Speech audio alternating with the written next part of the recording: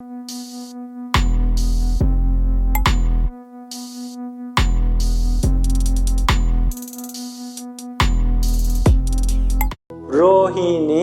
जातक।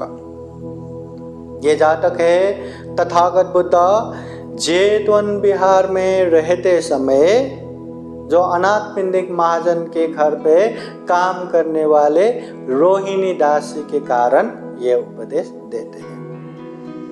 कथा एकदम छोटा है, ध्यान से सुनिए, संदेश मूलक है, मूर्खों की कहानी है। अनाथपिंडिक महाजन श्रावस्ती के एक महाधनवान से थे।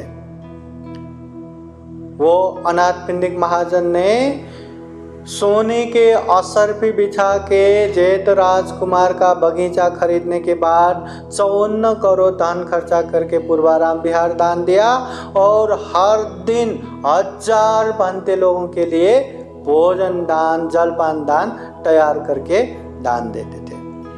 तो ऐसे काम करने के लिए बहुत सारे लोग चाहिए रहता है, काम करने वाला।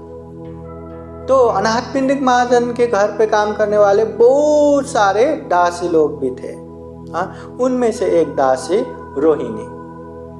दासी बोले तो उन समय में जानवर की तरह इंसानों को भी खरीद के दासी बनाते थे। तो ये रोहिणी दासी, उसका काम क्या है? धान कूटना।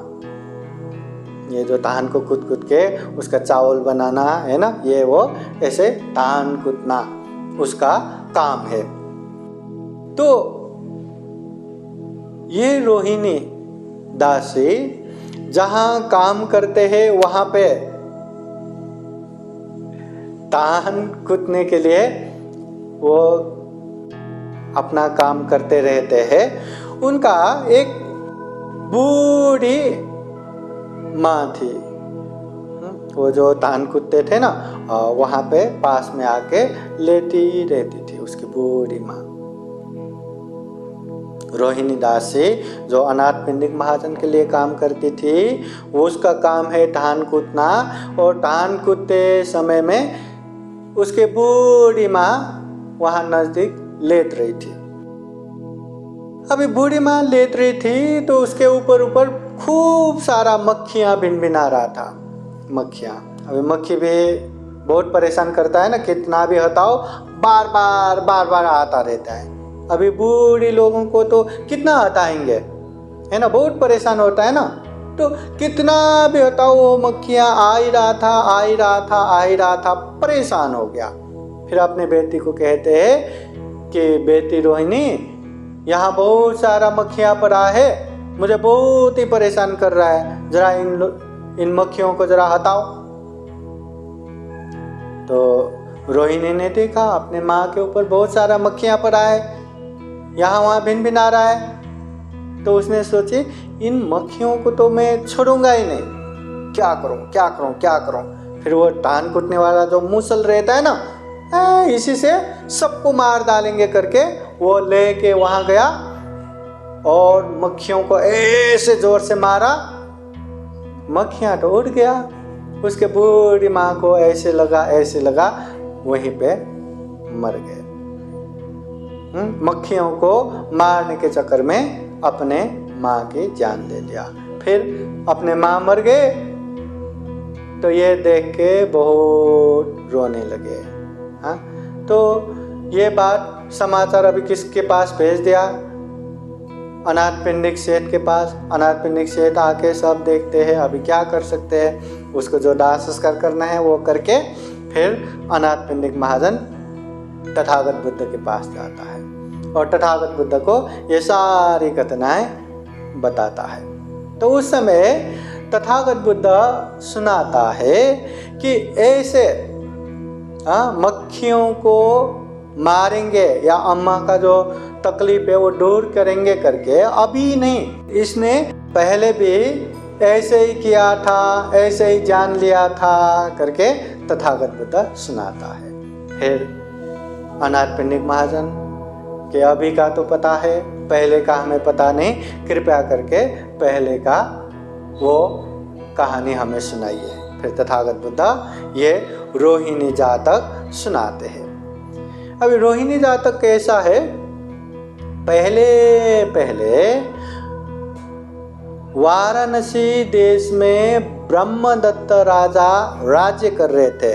उस समय बोधिसत्व एक महाश्रेष्ठ बहुत ही धनवान कुल में जन्म होता है, और समय होने के बाद उनके पिताजी गुजर जाते हैं और उनके पिताजी के जगह पे महाश्रेष्ठ पद में रह के आराम से जिंदगी गुजारते हैं। तो उस समय भी उनके पास काम करने वाले बहुत सारे लोग थे, बहुत सारे दास दासी थे, और उनके एक दासी रोहिणी दासी, उसका काम भी वैसे ही धान कूटने का था। तो वो हमेशा धान कूटते रहते थे। तो वही जैसे वर्तमान कथा में है वैसे ही उसके बूढ़ी अम्मा धान कूटने की जगह पे पास में आके लेटी रहती थी। और उस दिन क्या हुआ, मक्खियाँ कुछ ज़्यादा ही तंग कर रहे थे, है ना। अब कितना हटाओ फिर भी आ रहा था। तो वो उस परेशानी को दूर करने के लिए अपने बेटी को कहती है कि बेटी, ये मक्खियाँ ज़्यादा ही तंग कर रहा है, कुछ करो। तो अपने अम्मा को ये मक्खियाँ परेशान कर रहे ये देख के उसको अच्छा नहीं लगा, बहुत गुस्सा आया।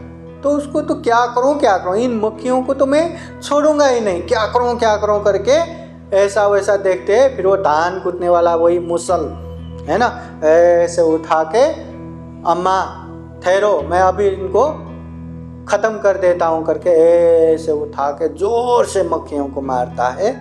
और उस समय भी मक्खी तो भाग जाता है, पर वो मुसल के प्रहार से उसके बूढ़ी अम्मा मर जाता है। तो उस समय ये बात जब श्रेष्ठी को पता चलता है, फिर श्रेष्ठी वहाँ आके यही कहते हैं कि मूर्ख अपने होके भी काम का नहीं, वो हमेशा हानि नुकसानी ही करता है। कितना भी अच्छा करने की कोशिश करो फिर भी बुराई होता है। ऐसा कहते हुए ये बोधिसत्व श्रेष्ठी पाली गाथा द्वारा एक गाथा प्रकट करते हैं। तो वो मूल पाली ग्रंथ में वो पाली गाथा इस तरह आया है। सयो अमितो मेधावी यंचे बालानुकांपको पस्सरोहिणी कंजस्मिन् मातरं हन्त्वा न शोचति।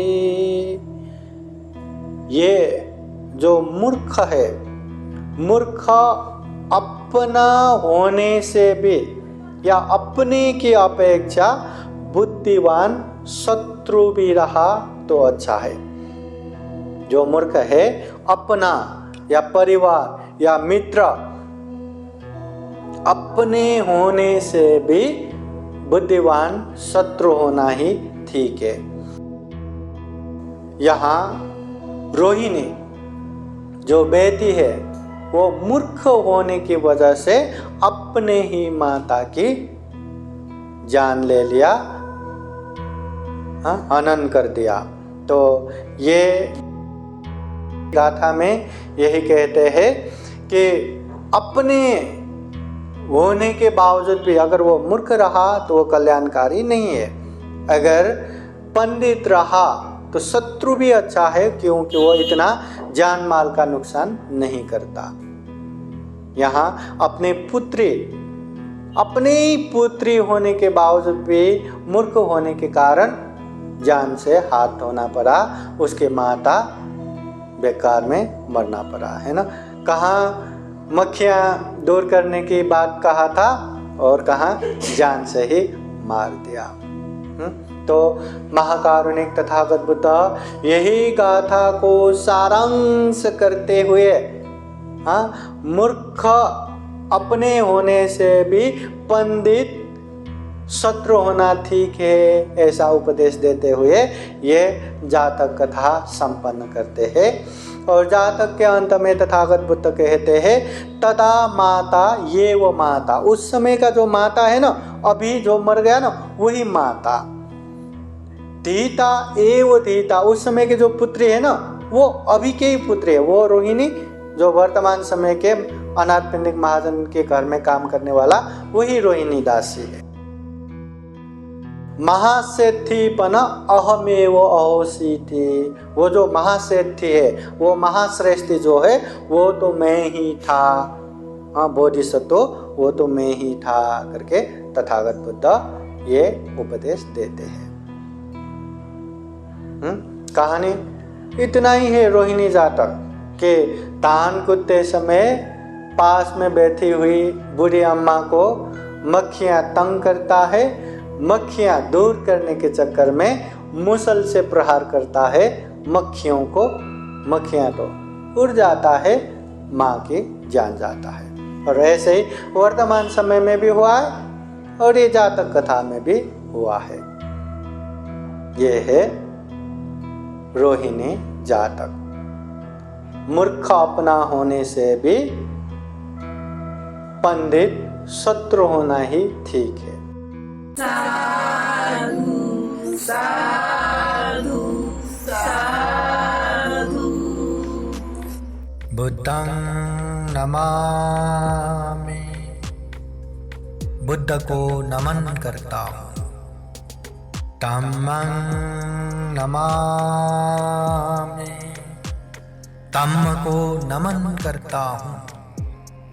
संघं नमामि, संघ को नमन करता हूँ।